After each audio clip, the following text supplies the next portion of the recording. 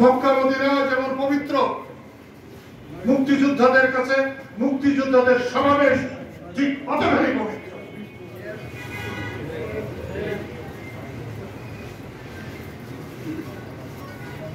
আমি কিন্তু আহত হলাম তোমাদের বিবেচনা বোধ দেখে যে আব্দুল্লাহ কাজটা খারাপ করেছে। স্বাধীনতার পর আব্দুল্লাহ, মুক্তিযুদ্ধের পর বঙ্গবন্ধুর হত্যার প্রতিবাদ আব্দুল্লাহ করেছে। তার চেয়ে গৌরবের কাজ আব্দুল্লাহ আজকে করেছেন যে এই সভাকে যে নষ্ট করার চেষ্টা করছে তাকে সে বের করে দিয়েছে। এরকম বাহাদুরি দরকার এই দেশে, সেটা নাই বলে আজকে আমাদের দেশে এত পতন।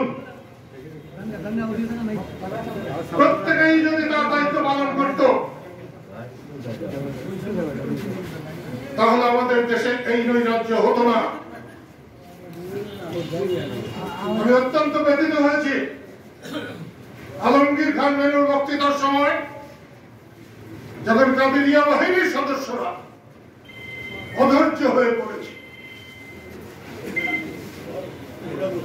ধৈর্য মস্ত বড় সম্পদ, যার ধৈর্য নাই তার সাফল্য নয়। যে অন্যের কথা না শোনে তার কথা আল্লাহও শোনে না। আমাদের মধ্যে সবচেয়ে বড় ত্রুটি, আমরা নিজেরা বলি আমরা অন্যের কথা শুনি না, শুনতে চাই না। অন্যের কথা শুনতে আমরা অত উৎসাহ বোধ করি না। আমি ধন্যবাদ দেই যারা এটার আয়োজন করেছে।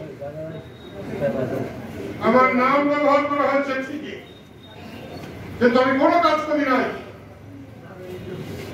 যার করার কয়েকজন মুক্তিযোদ্ধা করেছে। আমি গতকালকেও জাহাঙ্গীরকে বলেছিলাম যে অনেকের কথাই শুনলাম, অনেকের কথার মধ্যে খেদ আছে, অনেকের কথার মধ্যে অসঙ্গতি আছে। এখনকার কথা তখন নিয়ে মিলে, কিন্তু জাহাঙ্গীর তোমার কথায় কোনো খেদ নাই, সঠিক আছে। এই জায়গায় বজ্রবীর প্রতীক বসে আছে। আমি মুক্তিযুদ্ধই করতে পারতাম না শুরুতে যদি ওদের সহায়তা না পেতাম, ওদের বাড়িতে আমি জায়গা না পেতাম। আমি জানি অনেকে আমার বিরোধিতা করছে, যেতে দাও তো, জায়গা আছে, যেতে দাও।